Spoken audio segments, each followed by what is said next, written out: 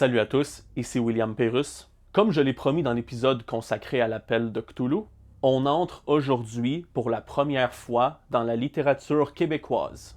Et on retourne dans l'horreur avec un roman appartenant à une collection, elle-même tirée d'un collectif qui a, littéralement, fait exploser l'horreur littéraire québécoise. Si vous suivez un tant soit peu la littérature d'horreur québécoise, vous n'avez pas pu passer à côté. Et notre roman du jour est le fruit d'un auteur qui, lui-même, fait rayonner notre littérature. Notre roman du jour est tiré de la collection Dans l'univers des contes interdits, et il est signé par nul autre que Gabriel Thériault. C'est son dernier livre paru en date. Je vous présente bien sûr Vorace, la créature des abysses sidérales. Genre de titre que tu peux pas t'empêcher de dire avec une voix rauque et profonde, limite caverneuse, tu sais. Ce roman, que j'ai adoré, pour moi, c'est une relecture, pour vous dire la qualité de l'œuvre, parce que c'est très rare que je relise des romans, même quand ils m'ont beaucoup plu. Mais celui-ci le mérite largement. Et avant de vous expliquer pourquoi, laissez-moi revenir sur l'œuvre de laquelle il est tiré. Vous l'aurez compris, ce roman appartient à la collection Dans l'univers des contes interdits, ce qui signifie que chacun de ces romans est rattaché à un conte interdit, lui servant de suite directe, de préquel ou de simples produits dérivés. Ici, avec Vorace, la créature des abysses sidérales, on est à la fois dans une suite indirecte, quasiment totalement indépendante du produit original, tout en étant, vous l'aurez compris, dans un produit dérivé n'ayant qu'un seul point commun narratif avec le conte interdit duquel il est tiré, soit la chasse-galerie. Mais attention, un seul élément de l'histoire les connecte, mais de multiples petits points, dans le fond du roman, le lient à son conte interdit. Naturellement, avant de m'étendre et de vous expliquer pourquoi vous devriez lire ce roman, laissez-moi vous parler de son conte interdit et de son auteur. J'ai découvert la plume de Gabriel Thériault avec son premier roman d'horreur, La Chasse-Galerie, donc appartenant au collectif des contes interdits, duquel je suis un fan fini. Résumé rapide pour ceux qui ignorent ce que sont les contes interdits. Dans le fond, les contes interdits, c'est un collectif de romans québécois reprenant des contes et légendes et figures mythologiques maintenant, issus de la culture populaire pour en faire des romans d'horreur.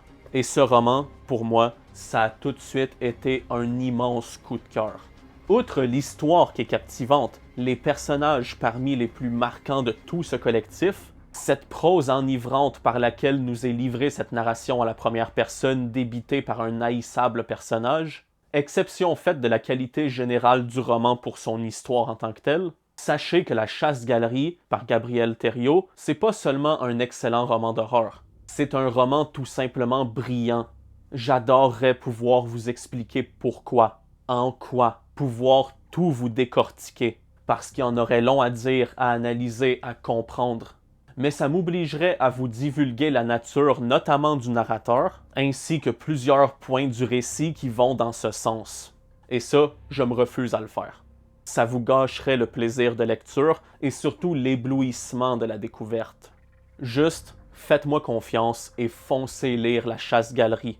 Non seulement c'est brillant, c'est juste, c'est pertinent, mais c'est également du génie stratégique dans la manière qu'a eu l'auteur de nous livrer certains messages, directement via l'histoire et la narration, laissant tout à notre analyse et à notre compréhension. Franchement, chapeau.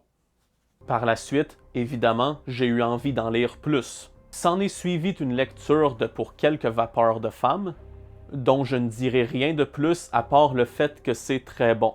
Pourquoi je me limite à ces quelques mots? Parce que ce roman aura droit à sa propre vidéo, éventuellement. Bon, La Chasse-Galerie a donc pavé le terrain pour notre roman du jour. Et donc, bon, enfin, Vorace, la créature des abysses sidérales. Qu'est-ce que ça vaut? On y vient, mais avant toute chose, un petit résumé de l'histoire s'impose. Toujours profondément traumatisé par une tragédie survenue 3 ans plus tôt, Guillaume habite un petit village paisible avec sa blonde Catherine, elle aussi marquée par le même drame, et leur fils Jules. Un jour, cependant, alors que Jules est sous la garde de sa tante afin de permettre à Guillaume d'achever une pile d'ouvrages qui pressent, une espèce d'étrangeté commence à errer dans les parages. Ça commence par des gens qui se débarrassent de sacs à vidange par-dessus sacs à vidange, les empilant sur le bord du chemin, pour ensuite dégénérer bien au-delà du point de non-retour. Le tout entraînant, comme la couverture peut vous le laisser deviner, un véritable bain de sang. Bon, ça, c'est ce à quoi vous pouvez vous attendre comme pitch de base. Puis c'est très bon. Cet opus est bien digne du roman duquel il est tiré. Mais bien sûr, le roman ne se limite pas à un déluge d'hémoglobine. Auquel cas, j'en parlerai même pas. Parce que, personnellement, ça m'en prend plus que ça pour accrocher. Je vous rassure, en plus d'être bien ficelé, de se dérouler à un rythme maîtrisé, le tout narré par une sublime prose, fluide, un lyrisme par moments poétique, comporte des thèmes prenants. En plus d'évoquer des sujets d'actualité de manière vraiment pertinente. Les thèmes de ce roman tournent autour de la mort et, surtout, de l'amour filial. Et ce dernier donne naissance à des passages franchement beaux, superbement décrits. La manière dont la narration nous présente, régulièrement, la progéniture de Guillaume ainsi que son amour pour elle en témoigne. Et ça sort pas de nulle part. Je prends pour preuve cette dédicace en début de roman. D'ailleurs, c'est ce thème précis de l'amour paternel, si bien exploité, qui, par ces quelques passages merveilleusement bien écrits durant lesquels la narration nous émerveille de ses mots doux pour Jules, notamment que j'ai compris, et que j'en suis même convaincu, que Gabriel Thériault a ce qu'il faut pour écrire de la romance. Mais une vraie bonne romance. Pas une romance cucu mal chiée, avec un triangle amoureux de marde et une peur de l'engagement qui mine les relations plus qu'autre chose et qui, paradoxalement, confine à une espèce d'entrain démesuré pour les relations sexuelles d'un soir. Non, non, non. Une vraie bonne romance, digne des meilleurs romans de Nicholas Sparks. Je le pense vraiment. L'auteur a ce qu'il faut pour écrire de belles scènes romantiques. Je le crois vraiment. Si vous me croyez pas, ou si vous le sentez pas comme moi, eh bien, lisez-le. Les preuves sont là. Vous m'en redonnerez des nouvelles. Puis lisez celui-là aussi. Vous allez voir que l'auteur a pas mal compris comment les choses fonctionnent. Mais ok, je me farme, j'ai dit que j'en reparlerai le moment venu. Bon, ça, c'est pour les thèmes. Les sujets maintenant.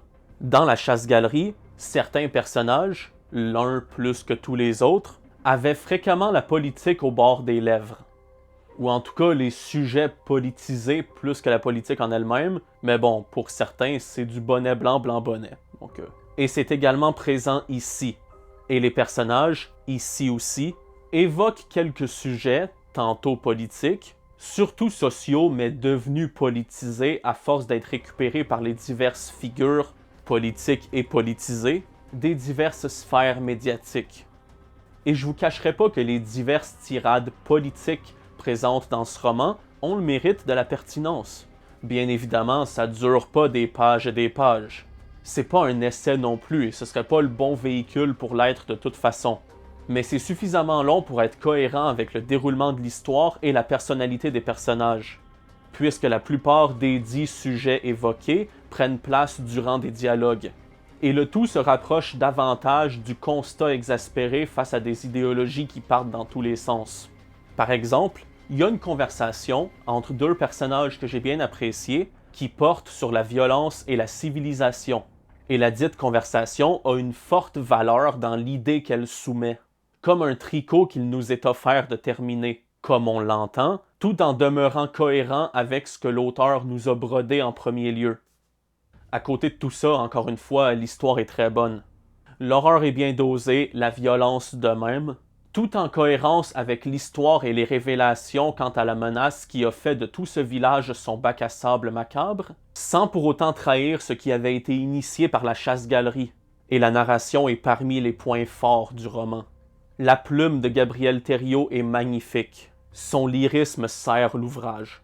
S'entrelace avec toute une efficacité à l'histoire sanglante racontée entre ses pages. Et, vous vous en douterez, cette prose rend d'autant plus savoureux les passages où il est question du fils de Guillaume et de son amour pour lui. Cette narration est solide, et elle se permet même quelques passages drôles. Pas dans l'histoire en tant que telle, excluant 2 ou 3 dialogues qui m'ont fait glousser comme un cave, mais dans la narration en elle-même. par la manière qu'a l'auteur de nous présenter certains personnages. Je pense notamment à une bonne femme à robe fleurie qui nous est présentée durant un barbecue. Les mots qui servent à l'introduire m'ont fait rire, car je suis grossier. L'humour, pour le peu qu'il y en a, et c'est bien assez de même, je veux pas vous laisser croire qu'il en aurait fallu plus, parce que c'est pas le cas, est bien dosé. On n'a jamais l'impression qu'il s'interpose entre nous et l'histoire comme c'est le cas ailleurs. Et encore moins qu'il casse le rythme, encore une fois comme c'est le cas ailleurs. Qu'il dénature le texte ou qu'il fracasse l'ambiance. C'est bien implémenté, tout en mesure. Les dialogues maintenant. Ici, on ne retrouve pas la légère imperfection dont souffraient 2 ou 3 dialogues de la chasse-galerie, soit un mauvais mariage d'expressions typiquement françaises avec le joual québécois. C'était rien de lourd, je vous rassure, au contraire, c'était minime. Et sachez que j'ai lu des dialogues infiniment pires que ça tout au courant de ma vie de lecteur.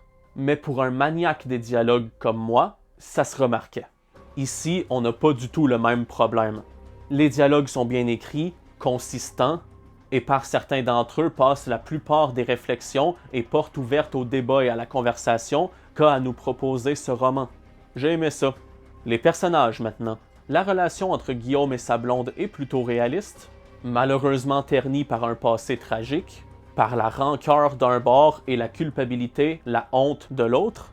Heureusement, ce qui les garde encore unis, c'est le sexe et leur fils. Séparément, là, Chris? Surtout leur fils, bon. L'amour qu'ils ont pour lui. Sinon, le personnage que je retiens par-dessus tous les autres, c'est Alexandre. Pour vrai, s'il existait une série de livres dans l'univers, des dérivés dans l'univers des contes interdits, un opus sur Alexandre serait des plus bienvenus. Mais qui est Alexandre, vous demandez-vous? Eh bien, Alexandre est un taré. Quoique complètement timbré, c'est pas pour autant qu'il n'a rien d'intéressant à dire. Au contraire, le gars, malgré sa folie, est foutrement pertinent sur bien des aspects. Mais ça, je vais vous laisser le découvrir par vous-même. En conclusion, ce dérivé s'inscrit comme un très bon complément du roman duquel il provient. J'avais adoré la chasse-galerie, et ce roman-ci a largement comblé mes attentes.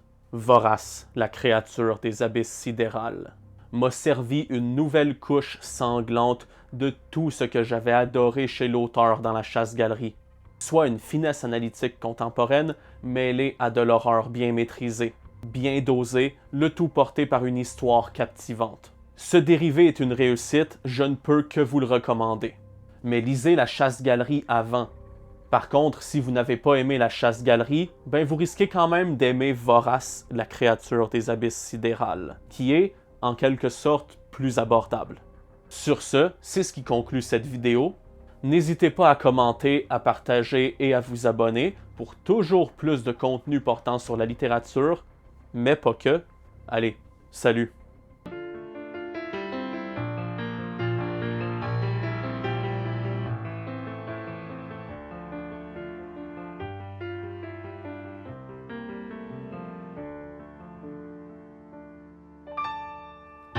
À force de rester dans la forêt à s'ennuyer, le diable est venu les tenter. Il fallait 2 semaines quand la glace s'était en allée en canot pour s'en